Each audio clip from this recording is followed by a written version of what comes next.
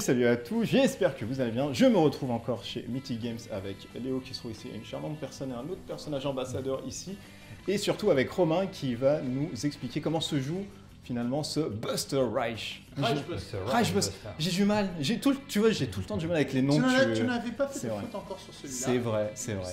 Mais j'en ai fait à Salomon Kane et j'en ai fait à Joan of Arc. Bien sûr. Mais il en faut tout le temps. Ouais. En même temps, vous voyez le petit truc à côté. Donc Romain qui va nous expliquer comment se passe un tour de jeu, puisqu'on ne va pas rester non plus 20 tours dessus, sachant que ça dure 1 heure, 1 heure et demie, on ne l'a pas dit avec ton interview. Ça dure à peu près 1 heure et demie sur 10 tours. On travaille encore un peu pour réduire ce temps-là pour que ce soit plutôt dans les 1 heure, quoi. Okay, voilà. Mais bon, 1 heure, 1 heure et demie, pour l'instant, c'est à peu près ce qu'on vise. Bon, on va laisser Romain parler, parce que tu as assez parlé maintenant. Et du coup, il va nous expliquer comment se joue ce Reich Busters. Là, je l'ai bien. Reich Busters. Donc au niveau de Reich Buster, comme on l'avait annoncé tout à l'heure, il y a 2 grandes phases dans le jeu. Une phase d'infiltration et une phase alerte. En phase d'infiltration, la première chose la plus importante, c'est qu'on a des tokens d'ordre de tour. Et c'est les joueurs qui vont décider dans quel ordre de tour on va jouer. Il faut vraiment simuler l'organisation, l'infiltration. Et ça, on va le faire à chaque fin de tour d'un joueur. On ne va pas faire un petit peu comme dans Salomon Kane, on choisissait l'ordre de tour pour le tour complet. Là, c'est dès le départ, on va dire voilà, qui veut jouer un. Et à la fin du premier joueur, on va décider en fonction de ce qui s'est passé, qui jouera 2 et ainsi de suite. Ok, d'accord. Pour commencer, chaque joueur a, comme on l'avait dit, ces 2 cartes actions spéciales. On va les montrer ici, hein. Léo en a. Ces 2 cartes actions spéciales. On commencera toujours avec celle-là. D'accord. Et on a un deck d'actions générique de 10 cartes que l'on va mélanger et on va piocher 2 cartes pour commencer. Donc nous pour le setup, on a mis les 2 cartes ici pour Léo. Hop, avec on commence directement avec 2 cartes et on aura notre pioche à côté. Donc chaque joueur commence avec 4 cartes, dont ces 2 cartes spéciales. D'accord. Et sa pioche. Ok. Là, le but du jeu, généralement en phase d'infiltration, c'est de faire le minimum de bruit. Donc on va plutôt essayer de chercher des profils qui sont assez silencieux et assez furtifs, comme par exemple notre ami Quentin, qui a une compétence assez agréable en phase d'infiltration qui permet de relancer des bruits. C'est lui. Donc c'est lui, Quentin. Le premier joueur va être Quentin. On va donc dire Quentin devient le premier joueur, il prend le token premier joueur et il va pouvoir effectuer ses actions. Alors on le rappelle, collectivement, c'est où c'est le joueur qui joue Quentin qui dit non, moi je joue en premier, c'est mieux. Voilà, en règle générale, on essaie de se mettre d'accord sur les actions parce qu'on se dit voilà, moi je peux faire ça gratuitement, moi je peux essayer de faire ça. Donc on se met d'accord collectif, on se dit voilà qui commence pour commencer l'histoire. Chaque joueur va toujours jouer de la même manière. Il va avoir 2 actions gratuites tout le temps. Ces 2 actions gratuites, la seule limitation, c'est qu'on ne pourra faire qu'une seule attaque et qu'un seul déplacement.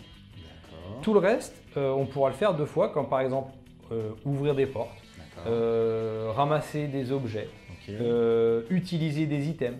Donc toutes ces choses-là, c'est lié à une règle sur les différentes actions que l'on peut faire. On a 4-5 actions spécifiques que l'on peut faire en plus, dont une aussi très importante qui est par exemple piocher 2 cartes. Et on peut dire, je ne vais pas faire d'action gratuite et avec ça, je vais piocher 2 cartes. Pourquoi? Parce qu'en plus de ces 2 actions gratuites, on a le droit de faire autant d'actions que l'on veut que nous donnent les cartes. C'est-à-dire qu'on peut très bien faire des actions assez pointues, 2-3 actions, mais aussi en fonction de ce qui nous arrive, de réaliser 3, 4, 5 actions parce que certaines cartes vont nous donner par exemple la possibilité de nous déplacer et d'attaquer, de nous déplacer et d'ouvrir des portes. Donc il y a plein de possibilités vis-à-vis du projet. Est-ce que tu peux du coup commencer avec ton Quentin là, voilà, donc Quentin va commencer. Je vais dire sur mes 2 actions, je vais ouvrir une porte. D'accord. Au moment des portes, ici on voit toutes les portes qui sont ici. Et on voit qu'il y a des portes qui sont plus ou moins difficiles à ouvrir. Et leur chiffre, c'est le nombre de dés de bruit qu'on va devoir lancer pour savoir si on fait plus ou moins de bruit et si on met plus ou moins de temps pour ouvrir la porte. Toutes nos actions seront toujours réussies. Quand on ramasse quelque chose ou quand on ouvre quelque chose, ce sera toujours réussi. Mais pour ouvrir cette porte, je dois lancer un dé de bruit. Donc j'ouvre cette porte déjà, la porte est ouverte. Et je lance donc les fameux dés de bruit que l'on va pouvoir avoir différentes faces. Alors je précise que ce ne sont pas les dés finaux, hein. C'est du prototype. Voilà. Alors tout ceci, on mettra une alerte en montage, tout ceci n'est qu'un prototype, ne vous inquiétez pas, c'est pas ce que vous allez avoir parce que c'est sur une nappe, etc. Donc mon Quentin, qui est ici, va ouvrir la porte et donc je lance le dé de bruit. J'ai fait strictement aucun bruit, donc j'ai même pas besoin de tirer de carte bruit parce qu'on a des cartes par la suite, on va le voir, qui nous permettent de savoir ce qui se passe si on fait du bruit. Donc là j'ai fait aucun bruit. Mais si tu avais fait par exemple du bruit sur l'icône bruit par exemple, donc si j'avais fait du bruit, dans ce cas-là on piochait une carte bruit. D'accord, qui se trouve là-bas. Et on a un premier effet que l'on découvre en blanc qui nous dit si tu as des objets, tu en fais tomber un. Alors si tu as des objets, tu en fais tomber un et tu essaies de pas faire de bruit. Au moment où tu essaies de pas faire de bruit, tu fais tomber un objet. Voilà. Donc ça veut dire que s'il portait un objet, donc les objets c'est dans cette zone-là, tu es obligé de t'en défausser un. Là il n'en a pas, donc il ne se passe rien. Et ensuite il y a un chiffre qui est ici. Oui. Ce chiffre-là, s'il a atteint ou dépassé ce chiffre-là, il se passe ce qui a marqué ici. Et s'il a atteint comment? S'il avait fait avec 7, ce dé. Là, il a fait 3. Ah, d'accord. Oui, parce que tu peux. Voilà. Alors, avec un dé de sécurité, c'est le nombre de dés que tu lances. Voilà, exactement. Mais on peut quand même faire 7 avec un seul dé parce que les dés sont explosifs. Voilà. Tu aimes bien les dés explosifs. Ah, ils adorent les dés explosifs. On a chaque dé, attaque, défense, donc défense, attaque et bruit, ont une face spéciale qui est l'étoile. Et pour le bruit, c'est vraiment pas bon parce que c'est uniquement la règle de l'explosif. C'est-à-dire que d'une, déjà, toutes les étoiles valent 2. Ok. Et en plus, on doit relancer le 2 et ajouter la valeur obtenue. Okay. C'est-à-dire qu'on peut très bien faire 2, puis 2, puis 2, puis 2, et ainsi de suite. Et avec un seul dé, on peut obtenir 10, 12. Si on n'a vraiment pas de chance, tu peux vite monter, on peut avoir des problèmes.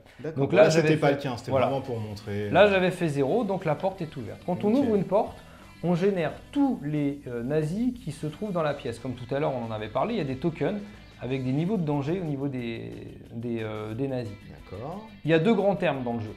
La pièce et les zones. Donc ici, on a une pièce de 2 zones. Et évidemment, il va y avoir 2 spawns de nazis. C'est délimité la zone? Alors on est délimité par ici, ce liseré.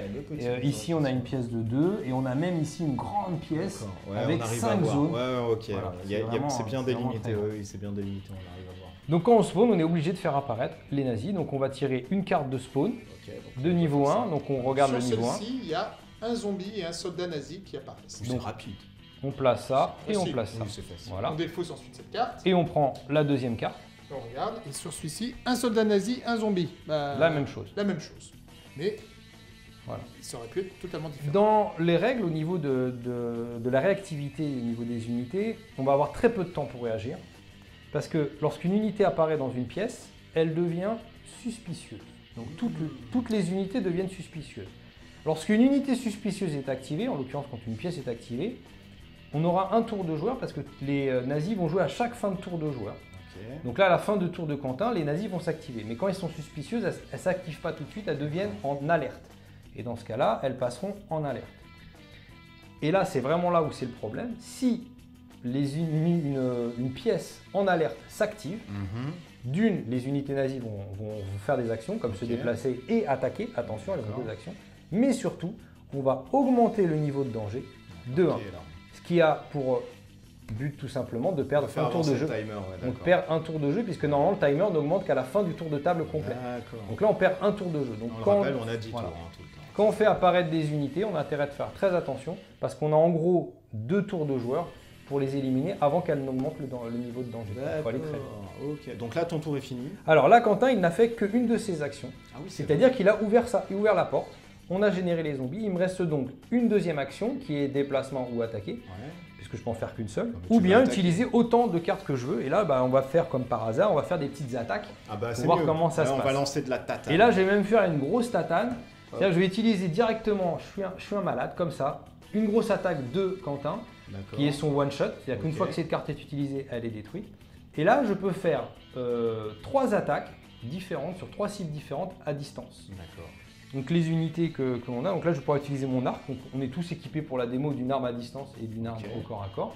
Je vais donc utiliser mon arc, et mon arc lui elle me dit combien je vais pouvoir lancer de dés d'attaque. Donc le 3 à côté. Voilà le 3, et il y a d'autres armes qui vous disent aussi, parce qu'il y en a certaines évidemment, elles vont faire du bruit, combien de dés de bruit on va lancer aussi derrière pour savoir si on a en fait du bruit. Voilà. Quand tu tires. Et quand on tire évidemment, à chaque fois qu'on va faire du bruit, on va retirer une carte de bruit, savoir si on a généré, savoir si on spawn. Là, on voit de toute façon. Donc ça peut être un effet pyramide qui s'enchaîne comme ça, où on va tuer un ennemi, mais on va en faire apparaître 3 parce qu'on a fait beaucoup trop de bruit. Donc là je vais décider donc de faire ma carte spéciale, c'est-à-dire jusqu'à 3 attaques sur 3 cibles différentes avec mon arc. Allez, lance les dés. Et donc pas de bruit. Voilà. L'arc ne fait pas de bruit. Dans le jeu, on a 3 tokens spéciaux. On va commencer toujours avec ces 3 tokens. On a un token pour l'attaque, un token pour la défense et un autre token joker, attaque ou défense. Ces tokens, on a le droit de les utiliser avant ou après le lancer du dé. Des dés. Si on décide de l'utiliser avant le lancer, on ne lance même pas le dé. Pour l'attaque, on dit mon attaque a réussi instantanément. Pour la dé de défense, c'est la même chose. On a une grosse attaque, on dit bon je fais mon dé de défense, on n'en parle plus. Et le joker, c'est pareil, en attaque ou en défense. Maintenant, j'ai vraiment besoin de tuer une unité, mais j'ai pas vraiment envie tout de suite de l'utiliser. Je peux lancer mes dés, et si j'ai vraiment raté, je peux décider de cramer les tokens, mais dans ce cas-là, il ne m'en faudra pas un, mais 2 tokens, et effectivement, il me faudra 2 tokens du bon type. Ces tokens sont très rares et très difficiles à obtenir, car le seul moyen de les obtenir, on peut en avoir autant qu'on veut, mais le seul moyen d'en obtenir, c'est de vider une pièce, sans utiliser de token, dans son tour, avec au moins 2 nazis. Donc c'est pas facile de les avoir. Mais là du coup, pour la première attaque, voilà, comme eux ils ont une très très grosse défense, les zombies, je vais dire que sur ma première attaque, je vais utiliser mon token sans lancer mes dés, et le zombie est mort automatiquement. Donc là on vient de tuer instantanément le premier zombie sans lancer le dé. Pour la deuxième attaque, je vais faire la même chose, je suis un fou, j'utilise mon dernier token d'attaque, après j'en ai plus. Et dans ce cas-là, j'ai tué celui-là. Et là, là j'ai plus vraiment le choix. Je vais être obligé de lancer, mais ils ont une défense beaucoup plus faible, puisqu'on peut voir ici. Hop, alors si tu peux le ramener juste. Hop. Merci. Voilà, et on a leurs caractéristiques d'attaque à distance, d'attaque au corps à corps, et évidemment de défense. Et en défense, ils ont 4. D'accord. Donc moi, je vais dire, voilà, je vais lancer mes 3 dés d'attaque. Ok. Et donc, alors, parfait. Alors là, tu as fait blanc et une étoile. J'ai fait blanc et une étoile. Les étoiles, donc on l'avait dit tout à l'heure, c'est explosif. On a la possibilité de relancer, mais en attaque, on a aussi la possibilité de 2 choses. Soit d'utiliser un pouvoir spécial que l'on va avoir sur nos compétences, soit si on a suffisamment de points d'attaque pour tuer l'unité, pour des unités basiques comme le sergent ou les officiers ou les unités de soldats, on peut faire dropper un objet. C'est-à-dire que quand on l'aura tué, on utilise l'étoile pour faire dropper. Sauf que là, j'ai pas assez. Donc le problème, c'est que je vais devoir relancer ce dé-là pour essayer d'augmenter mon attaque parce que comme elle vaut 2, je n'ai que 2 pour l'instant. Donc je relance 2 et là j'obtiens 3. Parfait. 3 plus 2, 5. J'ai eu suffisamment d'attaque pour le tuer. On rappelle, il a 4. Voilà. Et là, mon unité est morte. Il n'y a pas de point de vie, c'est rapide. Et voilà, toutes les unités de la démo, il y aura des boss. Des boss auront plusieurs points de vie. Il va falloir essayer de faire 2, 3, 4 dégâts supplémentaires. Là, à partir du moment où toutes les unités de la démo sont des unités de base qui n'auront qu'un seul point de vie. Voilà, donc, j'ai fait une seule action qui était d'ouvrir la porte. J'ai utilisé une carte qui est gratuite. Il me reste toujours une attaque. Qu'est-ce que je vais faire? Moi, je vais dire, je vais rentrer dans le tas et je vais l'attaquer au corps à corps. D'accord. Je le rentre au corps à corps. Donc, je ne peux l'attaquer qu'avec le couteau, puisque c'est une attaque au corps à corps. On a quelques armes comme l'arc qui nous permettent aussi d'attaquer au corps à corps quand elles sont versatiles, mais ça, ce sera spécifique au règles.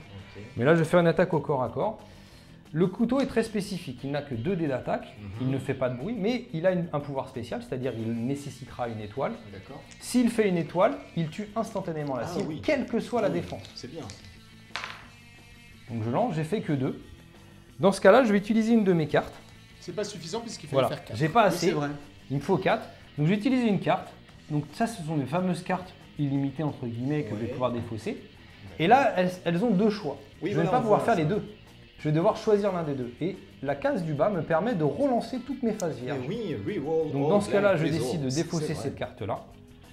Et je relance ma phase vierge en faisant une étoile. Et là, donc j'ai le coup parfait, c'est-à-dire que j'ai fait mes 4. Et tu le tues instantanément. Je le tue instantanément. Et donc j'utilise l'étoile pour faire dropper. Une arme, c'est ça? Une arme spéciale pour faire, pour faire dropper ici. D'accord. C'est un système de combo finalement. C'est un système de combo qui permet un petit peu d'enchaîner. Donc Quentin a bien fait son travail. Il a dépensé pas mal de cartes, mais il a nettoyé la salle. Voilà.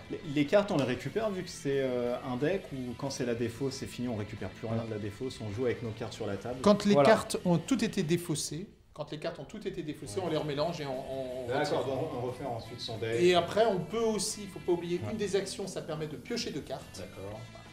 Et à la fin de son tour, si on a moins de 5 cartes, on pioche une carte automatiquement. À la fin du tour complet, à la fin du tour. Donc là, en tout, j'ai fait une action, enfin c'était une carte action, c'est-à-dire que ma première action c'était ouvrir la porte, la deuxième action c'était rentrer, j'avais plus d'action, j'avais donc utilisé une carte spéciale pour attaquer en mêlant. D'accord. Sinon j'étais bloqué. Rappelle, tu peux jouer un nombre de cartes. Je peux jouer un nombre de cartes illimité, mais j'ai le droit qu'à 2 actions gratuites. Tu as une taille de main limitée ou pas du tout? Non, je suis totalement illimité, je peux avoir 12 cartes si je veux, je peux avoir toutes les cartes dans les mains.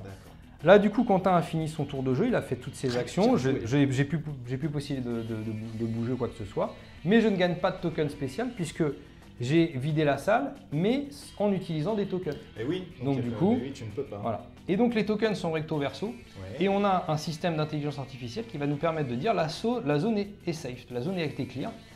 Et à ce moment-là, les unités nazies ne pourront plus pop à cet endroit-là parce que la zone a été sécurisée par les premières attaques. Si c'était pas safe, qu'est-ce qui se passe? Alors si c'est pas safe et qu'on y a une carte qui nous dit qu'il y a des nazis qui apparaissent dans cette zone-là, dans la zone la plus proche, ils pourront apparaître dans cette zone-là. Donc là en l'occurrence, jusqu'à la fin de la partie, jusqu'à la fin de la partie, le terrain est safe. D'accord. Donc Quentin a fini son premier tour. Fin du tour d'un joueur, on active tous les nazis qui sont sur la carte, s'il y en a, et on passe au tour suivant. La règle aurait été, imaginons qu'il me restait ces nazis-là. Quand on active une unité qui est en suspicieuse, elle n'aurait rien fait tout de suite, elle serait passée en alerte, et on aurait eu le droit au deuxième joueur qui jouait derrière, et là il aurait fallu absolument les tuer, parce que sinon ça augmentait le niveau de danger de 1. Là en l'occurrence, c'est pas le cas. Il a réussi son action, il est rentré ici, et tout est safe sur la partie.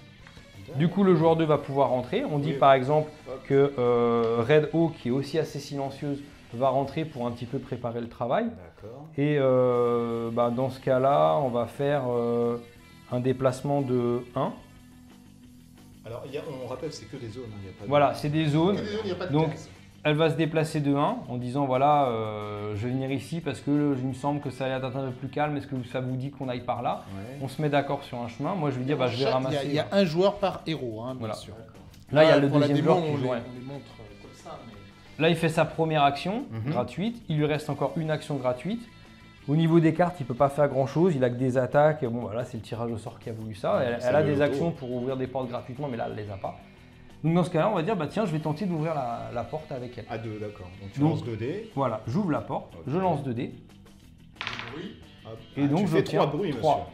Donc là, on pioche une carte bruit. Ah bah si celle-là, on l'avait déjà vue. Oui, non, on l'avait déjà vue, celle-là. On l'avait déjà vue, donc j'en prends une autre. Hop. Voilà. Alors là, c'est pas bon. Du son maximum. Alors, tu fais tomber un objet ou tu défausses 2 cartes d'action. Donc je vais défausser mes 2 cartes d'action basiques, je les défausse. Et cette action-là risque de générer du bruit en plus. Oui, et en plus, ça rajoute 2 dés de bruit. Donc on va lancer 2 dés, on va les ajouter aux 3 qu'on a déjà obtenus. Il faut arrêter de tirer des cartes en fait. Voilà. Et là, du coup, le final, 2, 4, 6, 7. 7, 8, c'est plus ou égal à ce nombre, donc il va se passer ce qui a marqué. Donc ici. sur la carte, vous voyez, il y a 2 phases. C'est soit en mode silence, soit en mode infiltration. Et si on était en phase alerte, on n'aurait pas fait ça, on aurait fait le gros pop où là c'est encore plus dangereux. Alors là, il dit toutes les salles qui sont liées par un corridor augmentent à cette zone, augmentent leur niveau d'alerte. Donc là, on a une pièce. Les corridors dans le jeu, ce seront ces choses-là. Ça, toutes ces choses-là. Donc là, elle est reliée par 2 corridors. Ça a pour but de faire quoi? D'augmenter le niveau d'alerte de cette zone-là et de cette zone-là. En sachant que normalement ici, hop, il y avait des unités. Et là, c'est très problématique parce que tout de suite, ça rajoute de la difficulté parce que ces unités-là, quand on va ouvrir les portes, elles ne vont pas arriver suspicieuses. Elles vont s'activer. Elles vont donc s'activer directement en alerte. Ce qui fait qu'on aura jusqu'à la fin du tour du joueur qui ouvrira la porte pour les dézinguer tout de suite. Et là, tout de suite, ça change tout de suite la donne. Oui, là, c'est compliqué. Voilà. On n'aurait pas fait de bruit quand si j'avais ouvert la porte. Moi, ce que j'espérais. Ils ont entendu quelque chose et ils sont donc un peu plus suspicieux. Ils sont déjà un petit peu alertés. Ils se sont dit, tiens, on n'a pas entendu quelque chose. Artoun. Moi, je misais sur la capacité de la demoiselle, parce que normalement, elle avait silence qui permettait, lors de toutes ses actions qui n'étaient pas une attaque, c'est-à-dire de ramasser un objet, ouvrir des portes, si elle obtenait une étoile, je ne faisais pas de bruit. Donc là, je me suis dit, chouette, je vais lancer 4 dés. Le seul problème, c'est que non, j'ai pas fait d'étoile, donc j'ai fait du bruit. Donc là, on arrive à la fin du deuxième tour, à la fin du deuxième joueur. Je me suis avancé, j'ai ouvert la porte, j'ai plus de carte action parce que j'en ai perdu. Donc on va passer au troisième joueur. Bon, une fois que tous les joueurs ont joué, on va les déplacer, etc. Et qu'est-ce qui se passe? On recommence sur un autre truc? En fait, des mecs qui arrivent. Voilà, les joueurs vont jouer au fur et à mesure, vont se déplacer. Tant qu'il n'y a pas de nazis, ça ne s'active pas, mais du coup on avance vraiment par petits bouts. Et au bout d'un moment, à la fin du premier tour, hop, on va augmenter le niveau de danger de 1. D'accord. Tous les joueurs qui n'auront pas 5 cartes auront le droit de piocher une carte. Et on recommence, joueur 1, joueur 2, joueur 3, joueur 4, jusqu'à arriver en alerte. Et donc forcément, l'alerte arrivera à un bout d'un moment, puisqu'on ne peut se déplacer quasiment que de 1 par 1. Oui, fatalement, ça. Et à chaque fois qu'on va faire du bruit, il y a la possibilité d'augmenter le niveau d'alerte. On peut aller très rapidement sur des unités qui sont tout de suite en alerte, et donc elles augmentent le niveau d'alerte, et ainsi de suite. Et nous, notre but d'aller chercher au cœur du château les documents secrets, ça ne se fait pas en 6 tours, c'est fait exprès. Et l'alerte se déclenchera très rapidement. Quand l'alerte se déclenche, et là vous voyez toute la map avec tous les tokens des nazis. Au moment où elle se déclenche, c'est-à-dire ça peut être au milieu du deuxième tour du deuxième joueur, on découvre tous les pions sont découverts. Tous les spawns apparaissent. Voilà. Ouais. Tous les spawns apparaissent. Tout est mis dans le et après chaque tour de joueur, ils vont tous s'activer et donc se déplacer. Alors certains, comme je l'avais expliqué dans l'intelligence artificielle, certains vont aller vers des zones à garder spécifiquement, d'autres vont aller vers les joueurs et d'autres vont s'éloigner des héros en fait. Donc ils ont toute une petite intelligence artificielle. Une grande partie seront trackers, c'est-à-dire qu'ils vont vraiment aller chercher tout ce qui est modifié, zombies ou autres, vont vraiment aller traquer les héros. Et on va avoir les gardes comme les sergents ou les soldats qui vont aller sur des points de garde qui sont ici le plus proches. Et généralement ce sont des points stratégiques au niveau des entrées ou des sorties pour aller bloquer les adversaires. Et là, à chaque fin de tour d'un joueur, tous les nazis s'activent. Et évidemment, à chaque fin de tour d'une table complète, on remonte le niveau d'alerte. Ça devient la vacherie. Et là, à la fin, ça devient très très fort. Donc on a vraiment deux rythmes complètement distincts entre l'infiltration, où on va avancer doucement, en faisant attention de ne pas faire de bruit, comme je ne l'ai pas fait là. Bien sûr. Et essayer de faire en sorte de ne pas faire monter le niveau d'alerte trop vite, donc d'avoir 6 tours pour vraiment arriver au plus proche des documents. Et au moment où l'alerte arrivera, là, ça va être vraiment du rush où il va falloir aller très vite. On pourra faire beaucoup plus de bruit parce que le bruit aura moins d'incidence sur les soldats et sur les pops. Et essayer de sortir le plus vite possible parce qu'on va avoir une horde de nazis à nos trousses jusqu'à la fin de la partie. Ok. Est-ce qu'on a tout dit finalement, messieurs? Il y avait juste la gestion des blessures qui gère à peu près comme les bruits.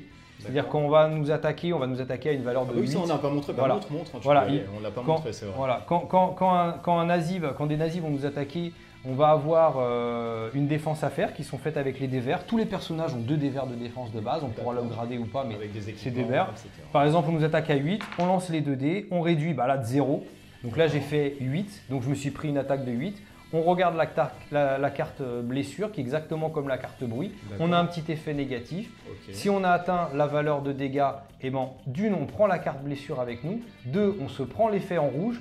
Et 3, ça approche la fin de vie du personnage parce que la règle dit que si un personnage a au moins 4 cartes blessure… 4 points de vie, c'est fini. Non, en fait, au moins 4 cartes blessure avec un nazi dans sa zone. Dans ce jeu-là, on ne meurt pas, on est capturé.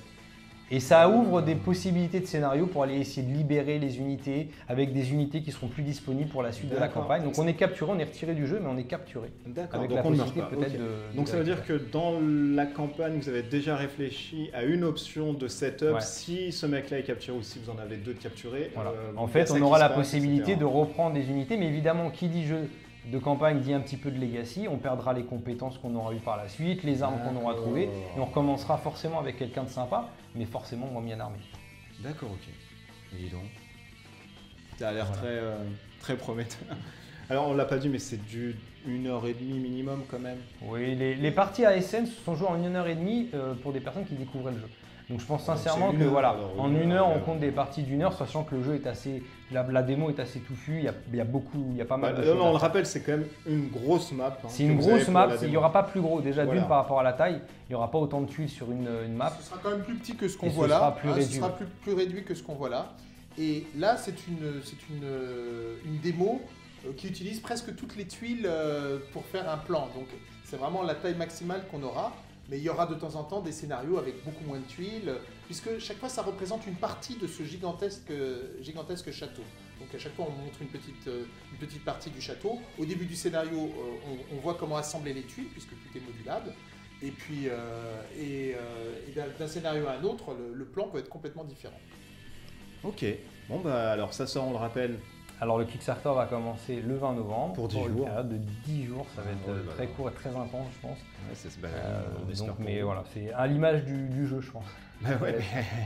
Carrément. Si vous aimez, alors je ne dis pas maintenant si vous aimez les nazis, je ne dis pas si vous aimez le Troisième Reich, mais si vous aimez casser du nazi et jouer des bérets verts, etc., vous allez aimer ce jeu, je pense. Et puis finalement, il y a beaucoup de combos finalement dedans. Oui, il y a beaucoup de combos, il y a plein de choses qu'on ne voit pas là, puisque c'est une petite partie. On ne peut pas tout voir, on peut pas tout voir. Vous le verrez dans la partie complète, on va aussi filmer des parties complètes en français et en anglais, donc vous pourrez le voir.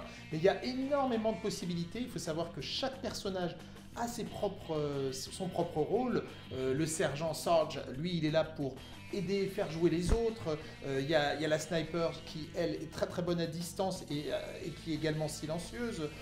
On a Claudine qui, elle, a spécialiste des explosifs, qui peut donc à un moment complètement débloquer une partie en faisant sauter une pièce. Qui se déplace assez rapidement. On a Quentin qui lui est très silencieux. Chacun a ses propres capacités et ce sera le cas de chacun des personnages qui seront débloqués dans le jeu. Ce qui fait que il y a déjà pas mal d'apprentissage avant de maîtriser parfaitement son propre personnage. Mais comme il y aura beaucoup de héros, on aura encore les possibilités de découvrir un nouveau gameplay avec chaque nouveau héros qui sera débloqué. D'accord, ok. Bah écoute, on vous souhaite tout le bonheur du monde en tout cas. Merci. Pour ce jeu. Et puis rendez-vous en novembre alors. 20 novembre à 20h, heure française. Alors soyez au rendez-vous. Merci d'avoir suivi cette vidéo. Merci à vous d'avoir accueilli pour voir vraiment ce que donnait ce Reich Busters. Là je l'ai bien dit. Je finis toujours les vidéos en disant bien les noms. Voilà, merci Romain. Et merci Léo, et merci aux deux jeunes gens qui sont ici quand même à côté et qui ont pu permettre justement de faire une aussi agréable vidéo, n'est-ce pas? Allez, portez-vous bien, à bientôt, ciao ciao.